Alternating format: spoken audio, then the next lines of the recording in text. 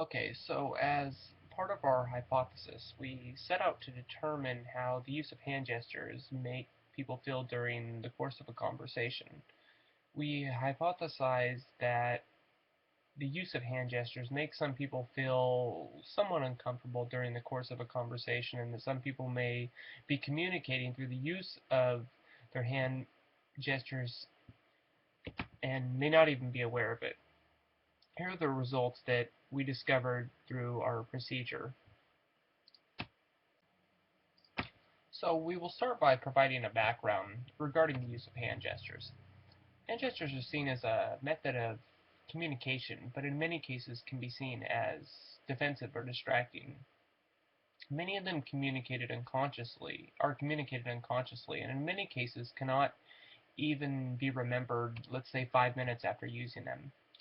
Most, but not all, are for the most part considered to be universal across many different cultures and geographies.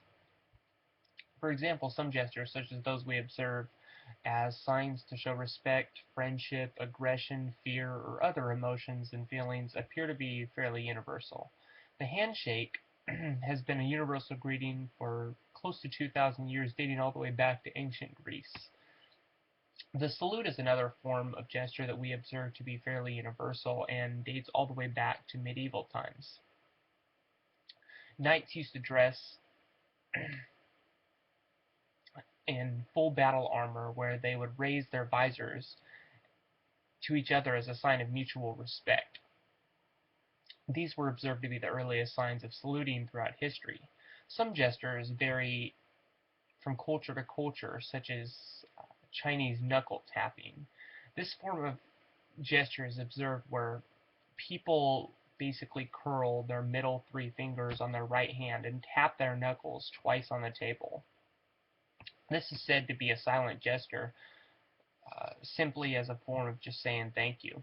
These forms of communication that people do when their mouth is full dates all the way back to Imperial China.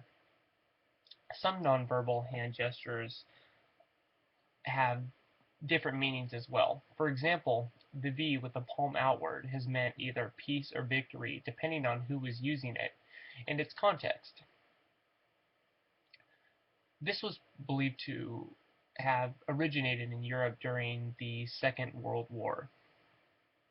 During the war, countries such as Great Britain, Belgium, the Americas, and the Dutch used the V as a sign of victory and a sign of solidarity and defiance against the aggressors of Germany.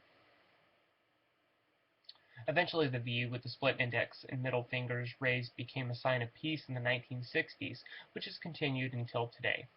However, uh, contained the V has contained among many that I've researched, meanings throughout the course of history. In ancient Rome, for example, it meant the number 5, which is why we observe the Roman numeral today, uh, V, to be denoted by the number 5.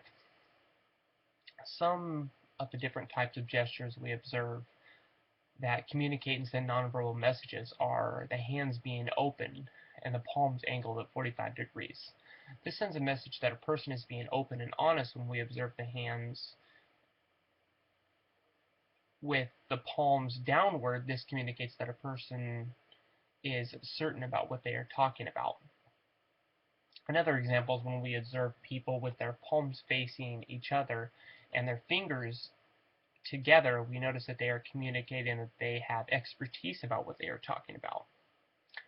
When a person has their hands grasped in front of themselves, it communicates that they are either nervous or tentative, uh, just like it would if they were touching their face, their neck, or their hair.